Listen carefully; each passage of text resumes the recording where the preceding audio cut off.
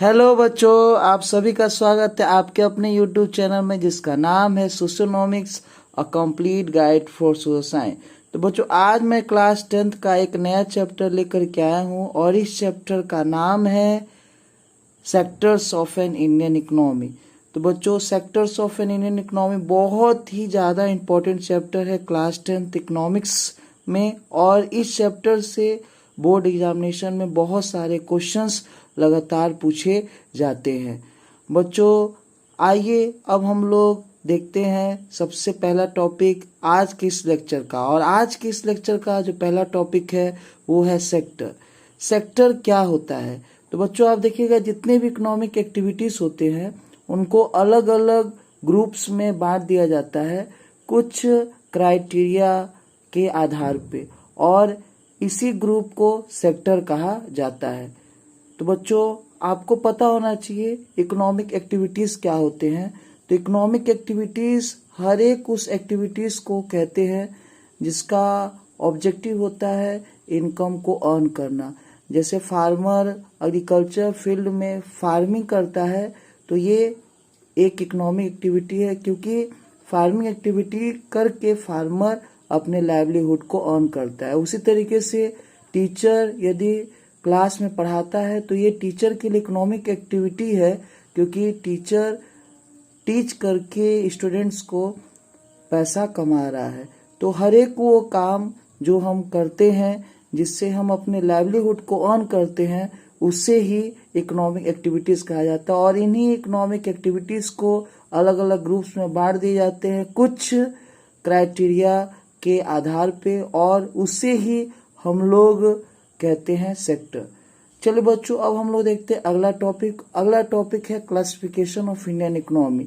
तो Indian economy को हम लोग क्लासिफाई कर सकते हैं 3 क्राइटेरिया पे, और ये क्राइटेरिया है nature of activities, organisation, ownership. तो नेचर ऑफ एक्टिविटीज के आधार पे हम लोग इंडियन इकोनॉमी को 3 सेक्टर में बांटते हैं, प्राइमरी सेक्टर, सेकेंडरी सेक्टर और टर्शियरी सेक्टर। प्राइमरी सेक्टर वो सेक्टर है इंडियन इकोनॉमी का जिसमें जो लोग हैं वो नेचुरल रिसोर्स को यूज करके अपने लाइवलीहुड को अर्न करते हैं। प्राइमरी सेक्टर में आपका fishing, agriculture, poultry farming, dairy farming ये सभी आते हैं। और इंडिया में सबसे ज़्यादा एम्प्लॉयमेंट अपॉर्चुनिटी यदि कोई सेक्टर जनरेट करता है तो वो है प्राइमरी सेक्टर। और प्राइमरी सेक्टर को एग्रीकल्चर सेक्टर भी कहा जाता है, क्योंकि प्राइमरी सेक्टर में जो मेजर पोर्शन है वो एग्रीकल्चर का ही है। नेक्स्ट जो सेक्टर है वो है सेकेंडरी सेक्टर। सेकेंडरी सेक्टर वो सेक्टर है इंडियन इकोनॉमी का जिसमें लोग रॉ मटेरियल को फिनिश प्रोडक्ट में कन्वर्ट करते हैं अलग अलग प्रोसेस और मशीन के मदद से। सेकेंडरी सेक्टर को मैन्युफैक्चरिंग सेक्टर भी कहा जाता है, क्योंकि सेकेंडरी सेक्टर में रॉ मटेरियल को फिनिश प्रोडक्ट में कन्वर्ट किया जाता है, और जो भी रॉ मटेरियल होते हैं उनका वैल्यू एडिशन सेकेंडरी सेक्टर में ही होता है। जितने भी इंडस्ट्रीज हैं ये सभी सेकेंडरी सेक्टर में आते हैं। नेक्स्ट जो सेक्टर है वो है टर्शियरी सेक्टर। टर्शियरी सेक्टर को हम लोग सर्विस सेक्टर भी कहते हैं, और टर्शियरी सेक्टर जो है वो सर्विस प्रोवाइड करता है प्राइमरी सेक्टर और सेकेंडरी सेक्टर दोनों को। टर्शियरी सेक्टर में transportation, communication, banking, warehousing ये सभी आते हैं। टर्शियरी सेक्टर इंडियन इकोनॉमी में सबसे ज़्यादा कंट्रीब्यूट करता है इंडिया के जीडीपी में।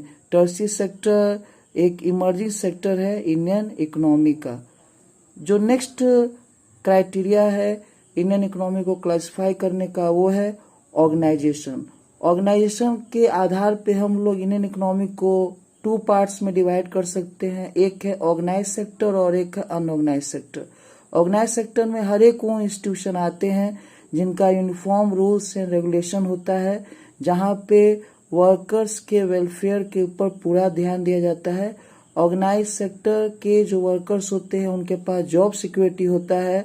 जो ऑर्गेनाइज सेक्टर के वर्कर्स होते हैं उनको रिटायरमेंट के बाद भी बहुत सारे बेनिफिट्स मिलते हैं। ऑर्गेनाइज सेक्टर के वर्कर्स को काम करने के लिए प्रॉपर वर्किंग कंडीशन दिया जाता है।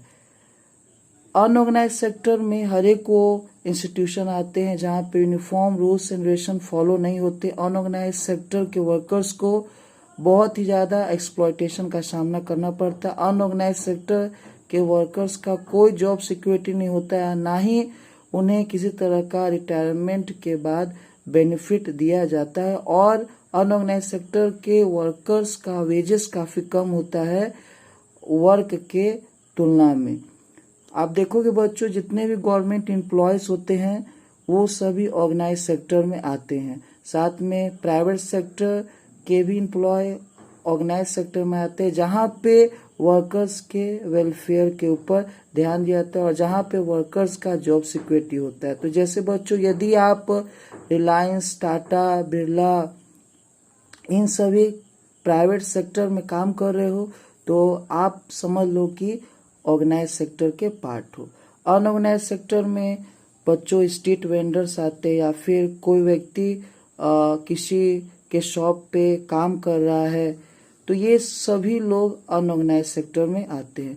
इंडिया का जहाँ तक बात है बच्चों, तो ज़्यादा एम्प्लॉयमेंट अपॉर्चुनिटी इंडिया में लोगों को अनऑर्गेनाइज सेक्टर में ही मिल रहा है। और अनऑर्गेनाइज सेक्टर को प्रोटेक्ट करने के लिए गवर्नमेंट के द्वारा बहुत सारे प्रोग्राम और पॉलिसीज लाए गए हैं, ताकि जो वर्कर्स हैं अनऑर्गेनाइज सेक्टर के, उनको एक्सप्लॉयटेशन से बचाया जा सके। नेक्स्ट जो क्लासिफिकेशन का क्राइटेरिया है वो है ओनरशिप। तो ओनरशिप के बेसिस पे हम लोग इकोनॉमी को 2 पार्ट्स में डिवाइड कर सकते हैं। एक है पब्लिक सेक्टर और दूसरा है प्राइवेट सेक्टर। पब्लिक सेक्टर में हर एक वो इंस्टीट्यूशन आते हैं जो कि कंट्रोल, रन और मैनेज किए जाते हैं गवर्नमेंट के द्वारा। पब्लिक सेक्टर का मेन ऑब्जेक्टिव होता है वेलफेयर को प्रमोट करना और देश के इंफ्रास्ट्रक्चर को डेवलप करना। प्राइवेट सेक्टर वो सेक्टर होते हैं जिनमें ऐसे इंस्टीट्यूशन आते हैं जो कि रन, मैनेज और कंट्रोल किए जाते हैं इंडिविजुअल और ग्रुप ऑफ इंडिविजुअल के द्वारा। प्राइवेट सेक्टर का मेन मोटिव होता है प्रॉफिट को मैक्सिमाइज करना। प्राइवेट सेक्टर लोगों के वेलफेयर के तरफ ध्यान नहीं देता है। तो बच्चों, एनटीपीसी, इंडियन रेलवे, फिर आपका Indian oil corporation, oil and natural gas corporation, ये सभी पब्लिक सेक्टर में आते हैं। रिलायंस, टाटा, बिरला, ये सभी जो कंपनी से वो प्राइवेट सेक्टर में आते हैं। तो बच्चों, आपको मैंने अभी तुरंत एक्सप्लेन किया कि जो नेचर ऑफ एक्टिविटी है उसके आधार पे 3 सेक्टर होते हैं इंडियन इकोनॉमी के, वो है प्राइमरी सेक्टर, सेकेंडरी सेक्टर और tertiary sector. On the basis of organisation Indian economy के 2 सेक्टर होते हैं, ऑर्गेनाइज सेक्टर और अनऑर्गेनाइज सेक्टर। और ऑन द ओनरशिप बेसिस पर जो 2 सेक्टर होते हैं इंडियन इकोनॉमी के, वो है पब्लिक सेक्टर और प्राइवेट सेक्टर। तो बच्चों, मुझे ये पूरा उम्मीद है कि आपको जो मैंने अभी एक्सप्लेन किया वो आपको अच्छे से समझ में आ गया होगा। चलिए बच्चों, अब हम लोग आगे देखते कुछ और टॉपिक इस चैप्टर के। तो अगला टॉपिक है, in India the primary sector provides employment opportunity to the largest percentage of people while the tertiary sector contribute maximum percentage in India GDPY। तो बच्चों, यहाँ पे एक प्रश्न उठाया गया है कि जो आपका प्राइमरी सेक्टर है वो लार्जेस्ट परसेंटेज ऑफ पॉपुलेशन को एम्प्लॉयमेंट देता है, लेकिन जो टर्शियरी सेक्टर है वो सबसे ज़्यादा कंट्रीब्यूट करता है इंडिया के जीडीपी में। ऐसा आखिर क्यों है? तो बच्चों, इसका आंसर हम लोग ये 2 पॉइंट्स में दे सकते हैं। सबसे पहला तो रीज़न ये बताया जाता है कि जो प्राइमरी सेक्टर है उसमें रॉ मटेरियल्स प्रोड्यूस किए जाते हैं और रॉ मटेरियल का जो वैल्यू होता है वो हमेशा ही फिनिश प्रोडक्ट से कम होता है, जो कि प्रोड्यूस होता है सेकेंडरी सेक्टर और टर्शियरी सेक्टर में। इसीलिए जो कंट्रीब्यूशन है इंडिया के जीडीपी में प्राइमरी सेक्टर का, वह सेकेंडरी सेक्टर और टर्शियरी सेक्टर की तुलना में कम है। नेक्स्ट जो रीजन दिया जाता है वो ये है कि जो प्राइमरी सेक्टर है उसमें ज़रूरत से ज़्यादा लोग काम कर रहे हैं और प्राइमरी सेक्टर हमारा जो है ओवरबर्डेंड है। इसी वजह से अगर बहुत सारे लोगों को प्राइमरी सेक्टर से निकाल भी दिया जाए तो जो प्राइमरी सेक्टर का जो आउटपुट है उसके ऊपर कोई असर नहीं पड़ेगा। तो जो प्राइमरी सेक्टर वो ओवरबर्डन है, इसीलिए जो प्राइमरी सेक्टर है उसमें देखा जाता है कि बहुत सारे लोगों को एम्प्लॉयमेंट मिला है, लेकिन फिर भी प्राइमरी सेक्टर जो है इंडियन जीडीपी के कंट्रीब्यूशन के मामले में काफ़ी पीछे है सेकेंडरी और टर्सरी सेक्टर से। तो बच्चों हमें यह ध्यान देना होगा कि जो प्राइमरी सेक्टर है वो फाउंडेशन है इंडियन इकोनॉमी का, इसीलिए प्राइमरी सेक्टर का जो कंट्रीब्यूशन है वो इंडिया के जीडीपी में बहुत ही ज़्यादा बने रहने चाहिए, और यदि ये कम होते हैं तो गवर्नमेंट को इस दिशा में ध्यान देना चाहिए। चलिए, तो अब हम लोग देखते हैं reasons for the progress of tertiary sector in India in recent year. तो बच्चों हाल के वर्षों में देखा गया है कि इंडिया का जो टर्सरी सेक्टर है वो काफ़ी तेज़ी से आगे बढ़ा है, और आप देखोगे कि 50% से ज़्यादा कंट्रीब्यूशन इंडियन जीडीपी में टर्सरी सेक्टर का ही है आज के समय में। तो बच्चों आप देखिएगा कि जो टर्सरी सेक्टर हमारे देश में बहुत तेज़ी से बढ़ा है, उसके रीजंस जो हैं उनके बारे में हमें पता होना चाहिए। तो बच्चों आइए अब हम लोग देखते हैं कि आखिर हमारे देश में टर्सरी सेक्टर रिसेंट ईयर्स में क्यों बहुत तेज़ी से आगे बढ़ा है। तो पहला रीजन कहा जाता है बच्चों, establishment of large number of schools, colleges and hospitals by government in recent year resulted in increase in demand of teachers, doctor and other service provider led to the progress of tertiary sector in India।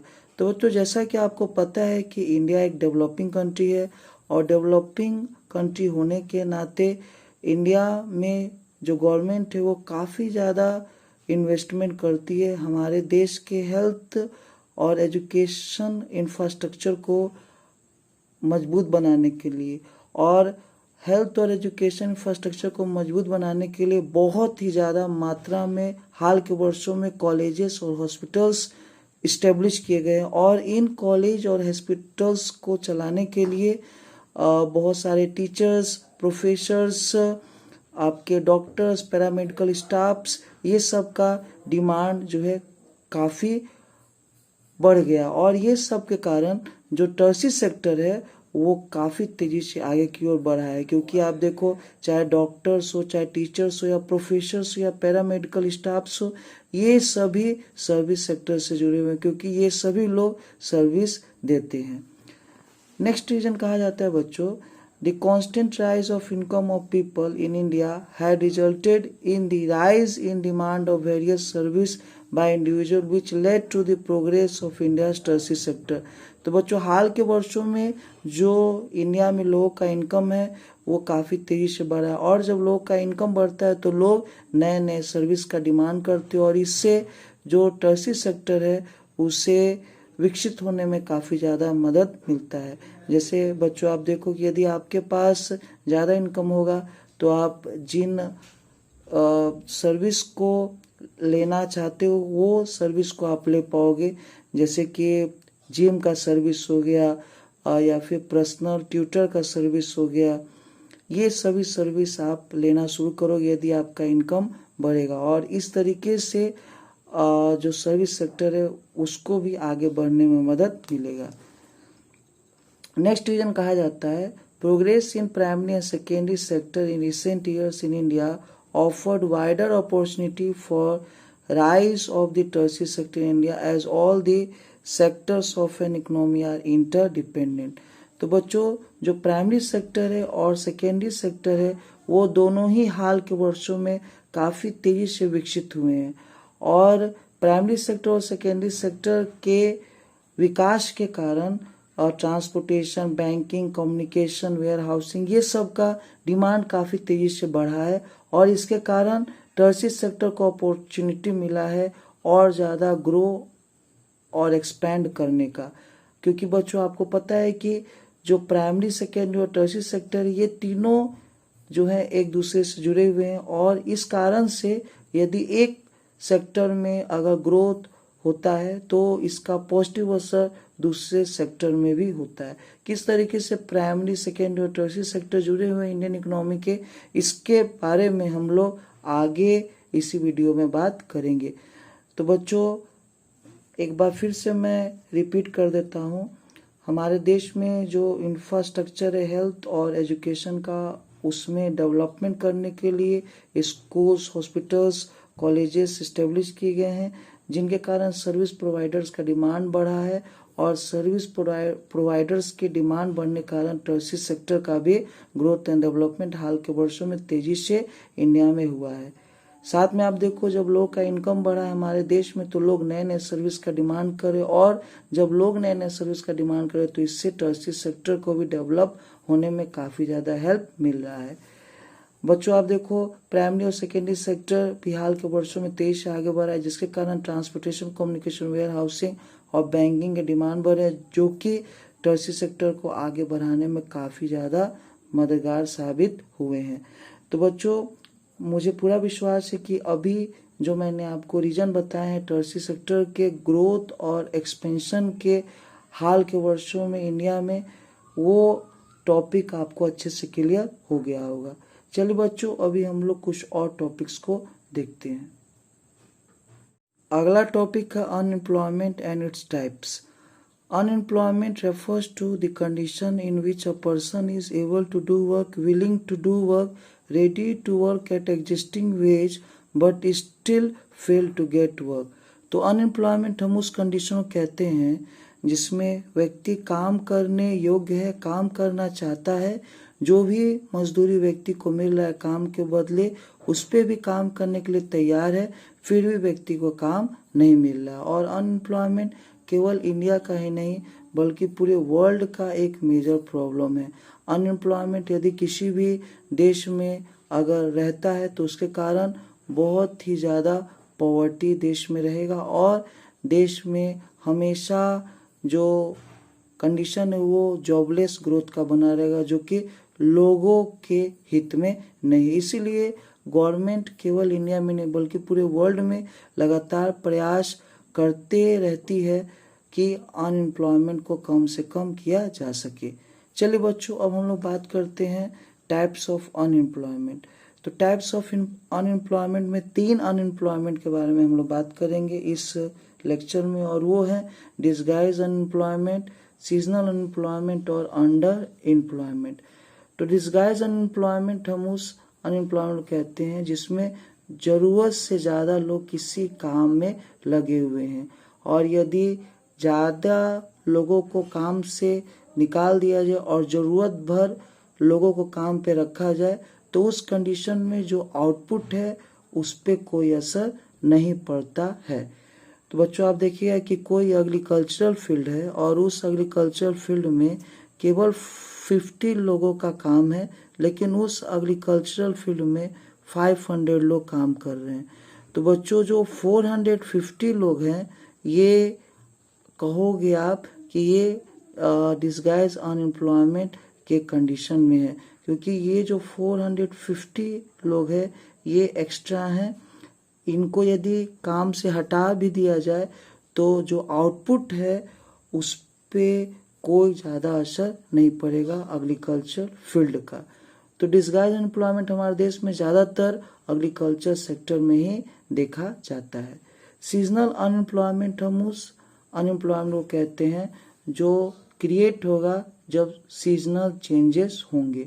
तो बच्चों आपको पता होगा कि जो ice cream sellers होते हैं उनको समर सीजन में एम्प्लॉयमेंट मिलता है, लेकिन रेस्ट ऑफ जो सीजन्स होते हैं उनमें जो आइसक्रीम सेलर्स है वो अनएम्प्लॉयमेंट के कंडीशन में रहने को मजबूर रहते हैं। नेक्स्ट है अंडर एम्प्लॉयमेंट। तो अंडर एम्प्लॉयमेंट हम उस कंडीशन कहते हैं जब व्यक्ति अपनी योग्यता, अपने अनुभव के अनुसार जो है काम नहीं कर पाता है और व्यक्ति को बहुत ही कम वेजेस या सैलरीज में काम करने होते हैं। तो ऐसे अनएम्प्लॉयमेंट को हम लोग अंडर एम्प्लॉयमेंट कहते हैं। और भारत में अंडर एम्प्लॉयमेंट बहुत ही ज़्यादा है, क्योंकि भारत में लोगों को जल्दी अपने क्वालिफिकेशन के अनुसार काम नहीं मिल पाता है। तो बच्चों, I hope that the types of unemployment are clear to all of you. Now students, let us talk about workforce and labour force. तो बहुत सारे बच्चों को कंफ्यूजन होता है कि वर्क फोर्स लेबर फोर्स क्या एक है या फिर अलग अलग है। तो बच्चों, मैं आपको बताना चाहता हूँ कि वर्क फोर्स और लेबर फोर्स दोनों अलग अलग है, और इसको हम लोग एक एग्जाम्पल से समझेंगे। तो workforce refers to the number of person actually working. तो जो लोग काम कर रहे हैं वो ही वर्क फोर्स कहलाते हैं। Labour force, it refers to the number of workers actually working and willing to work but not employed. तो लेबर फोर्स में वो भी आते हैं जो काम करते हैं और साथ में जो लोग काम करना चाहते हैं लेकिन उन्हें काम नहीं मिलता है। तो लेबर फोर्स में दो तरह के लोग आते हैं, एक तो वो लोग जो कि काम कर रहे हैं और दूसरे वे लोग जो काम करना चाहते हैं लेकिन फिर भी उन्हें काम नहीं मिल रहा है। तो बच्चों, आप देखिएगा कि यदि कहीं पर 50 पीपल है और इस 50 पीपल में 10 लोग जो है वो वर्क कर रहे हैं, 10 लोग वर्क कर रहे हैं, तो जो 10 लोग वर्क कर रहे हैं वही कहलाएंगे क्या? Work force. लेकिन ये जो 40 पीपल जो काम नहीं कर रहे हैं वो भी काम करना चाहते हैं लेकिन उन्हें काम नहीं मिल पा रहा है। तो उस केस में आप देखिएगा कि जो 10 वर्कर जो एक्चुअली में काम कर रहे हैं और 40 वर्कर जिन्हें काम नहीं मिला है लेकिन काम करना चाहते हैं, ये सभी मिला करके क्या होंगे? Labour force. तो मैं फिर से एक बार रिपीट करता हूँ बच्चों, वर्क फोर्स में वे लोग आते हैं जो एक्चुअली में काम कर रहे हैं और लेबर फोर्स में वे लोग आते हैं जो एक्चुअली में काम कर रहे हैं और साथ में ऐसे लोग जो काम करना चाहते हैं लेकिन फिर भी उन्हें काम नहीं मिलता है। तो वर्क फोर्स से ब्रॉड टर्म है आपका लेबर फोर्स। नेक्स्ट टॉपिक है बच्चों, वेज टू क्रिएट एम्प्लॉयमेंट। तो बच्चों, आपको यह पता होना चाहिए कि हमारे देश में जो है अनएम्प्लॉयमेंट बहुत ही मेजर प्रॉब्लम है और अनएम्प्लॉयमेंट के बहुत सारे कारण हैं। सबसे पहला कारण तो हम लोग कह सकते हैं rapid rise in the population of the country. दूसरा कारण हम लोग कह सकते हैं mechanisation of the work in the industry. तीसरा कारण हम लोग बोल सकते हैं low growth of industrial sector in the country. ये सभी कुछ हाई अनएम्प्लॉयमेंट के कारण है इंडिया में। तो बच्चों, गवर्नमेंट को एम्प्लॉयमेंट अपॉर्चुनिटी को क्रिएट करना होगा, तभी जाके अनएम्प्लॉयमेंट का जो प्रॉब्लम है उससे अच्छे से हैंडल किया जा सकता है। तो आइए हम लोग देखते हैं कुछ तरीके जिससे एम्प्लॉयमेंट को क्रिएट किया जा सकता है। तो पहला है technical and financial support should be given to Indian farmers so that they can grow more value added crops. तो बच्चों, गवर्नमेंट को टेक्निकल और फाइनेंशियल सपोर्ट देना चाहिए इंडियन फार्मर्स को, ताकि जो इंडियन फार्मर्स है वो बढ़िया से जो है वो इन्वेस्टमेंट करके एग्रीकल्चर फील्ड में ऐसे क्रॉप को ग्रो करे जिनको वैल्यू एडेड क्रॉप्स कहा जाता है। वैल्यू एडेड क्रॉप्स में ऐसे क्रॉप्स आते हैं जिनमें कुछ मेडिसिनल प्रॉपर्टीज होते हैं, साथ में जो स्पाइसेस हैं, फ्रूट्स हैं, ये सभी वैल्यू एडेड क्रॉप्स में आते हैं। और यदि वैल्यू एडेड क्रॉप्स का कल्टीवेशन ज़्यादा हो तो इससे इनकम जो है वो फार्मर्स का बढ़ेगा और साथ में जो एग्रीकल्चर सेक्टर उसमें एडिशनल एम्प्लॉयमेंट अपॉर्चुनिटी क्रिएट होंगे। नेक्स्ट है बच्चों, establishment of small scale industries in remotest part of the country. तो गवर्नमेंट को फाइनेंशियल सपोर्ट दे करके स्मॉल स्केल इंडस्ट्रीज को भी इस्टेब्लिश करवाना चाहिए हमारे देश के दूर दराज इलाकों में, जहाँ पे लोग काफ़ी ज़्यादा गरीब है, बेरोजगार हैं, ताकि लोगों को एम्प्लॉयमेंट मिल सके। नेक्स्ट है promotion of quality education and skill based training. तो गवर्नमेंट को अलग अलग प्रोसेस के माध्यम से जो यंगस्टर्स हैं उनको क्वालिटी एजुकेशन प्रोवाइड कराना चाहिए।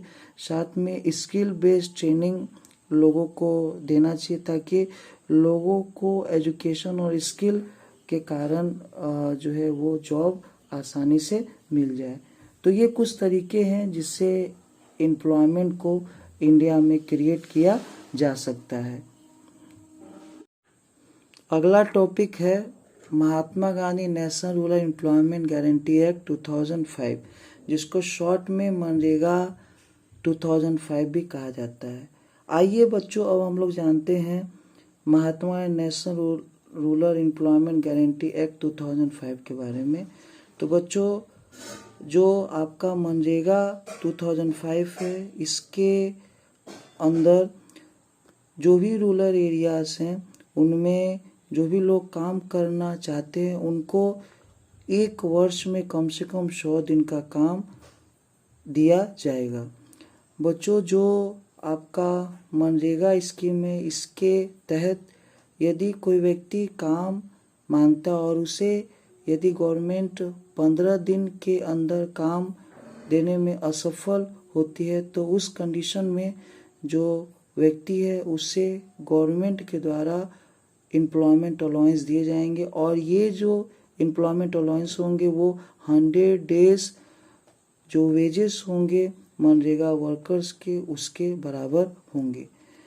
मनरेगा स्कीम में equal wages for equal work का प्रावधान है, जिसके अंतर्गत चाहे पुरुष हो या महिला हो, एक समान काम के लिए एक समान भुगतान किया जाता है। जो भी मनरेगा के अंदर में जॉब्स होते हैं उनका 1/3 पार्ट जो है वो वीमेन के लिए रिजर्व कर दिया जाता है। मनरेगा जो है वो इंडिया का ही नहीं बल्कि पूरे वर्ल्ड का लार्जेस्ट एम्प्लॉयमेंट जनरेशन प्रोग्राम है और मनरेगा का तारीफ यूनाइटेड नेशन में भी हो चुका है। बच्चों, मनरेगा के कारण अनएम्प्लॉयमेंट तो कम हुआ ही है रूरल एरियाज में, साथ में मनरेगा ने विमेन एम्पावरमेंट को भी बढ़ावा दिया है और जो आपका रूरल एरिया है उसका भी डेवलपमेंट तेजी से मनरेगा के कारण हो रहा है। चलिए बच्चों, अब हम लोग देखते हैं अगला टॉपिक। अगला टॉपिक है role of public sector in economic development of a nation. तो बच्चों, मैंने अभी आपको बताया कि पब्लिक सेक्टर में वो सारे इंस्टीट्यूशन आते हैं जो कि रन, मैनेज और कंट्रोल किए जाते हैं गवर्नमेंट के द्वारा। पब्लिक सेक्टर का मेन मोटिव होता है सोशल वेलफेयर को प्रमोट करना, ना कि प्रॉफिट को मैक्सिमाइज करना। पब्लिक सेक्टर हमारे देश के इकोनॉमिक ग्रोथ एंड डेवलपमेंट का एक पिलर है। तो बच्चों, आइए हम लोग देखते हैं पब्लिक सेक्टर का इम्पोर्टेंस इंडिया के इकोनॉमिक ग्रोथ और डेवलपमेंट में। तो पहला है public sector creates infrastructure. Public sector infrastructure create करता है और इंफ्रास्ट्रक्चर के क्रिएशन के कारण further economic growth and development होते हैं। जैसे इंडियन रेलवे हमारे देश में इंफ्रास्ट्रक्चर क्रिएट किया और इस इंफ्रास्ट्रक्चर के कारण आसानी से गुड्स और पीपल एक जगह से दूसरी जगह मूव कर पाते, जो कि इकोनॉमिक डेवलपमेंट में मदद करता है। It creates employment opportunity.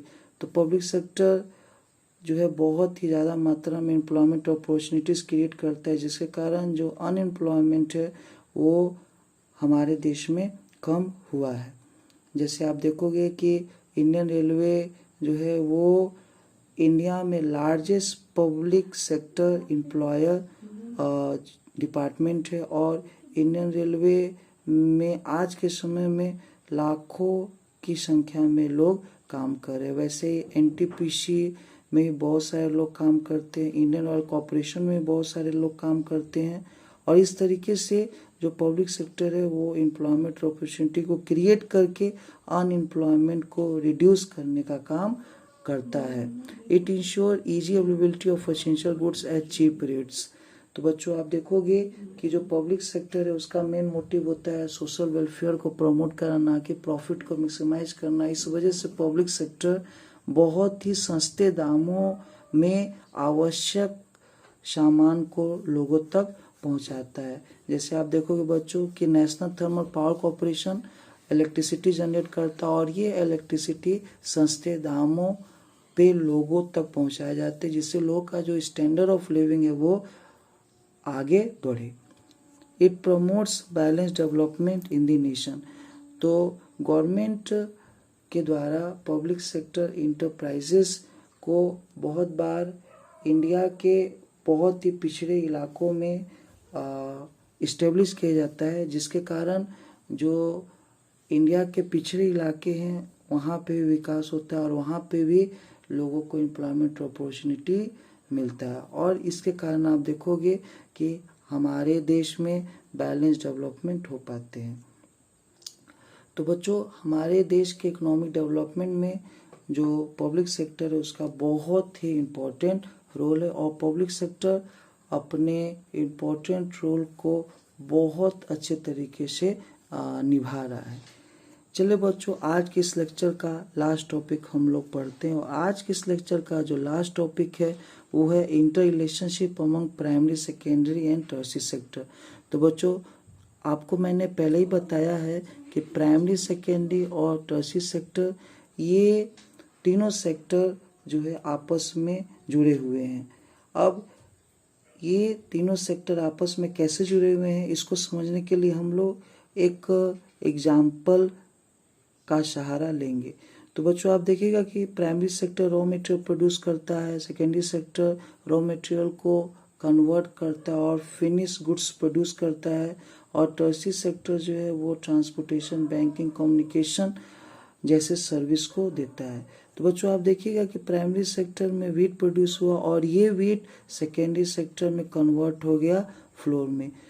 बच्चों आपको पता है कि वीट का जो वैल्यू है वो फ्लोर के वैल्यू से कम होगा, क्योंकि वीट को जब फ्लोर बनाया गया तो वीट में वैल्यू एडिशन किया गया सेकेंडरी सेक्टर में और इसी कारण जो फ्लोर का वैल्यू है वो वीट के वैल्यू से ज़्यादा हो गया। अब एक बार वीट से जब फ्लोर बन गया सेकेंडरी सेक्टर में तो अब ये फ्लोर मार्केट तक पहुंचेगा, तभी जा कर के ये फ्लोर को बेच करके पैसा आएगा सेकेंडरी सेक्टर में और इसी सेकेंडरी सेक्टर से जो इंडस्ट्रियलिस्ट होंगे वह प्राइमरी सेक्टर से रॉ मटेरियल को खरीदेंगे।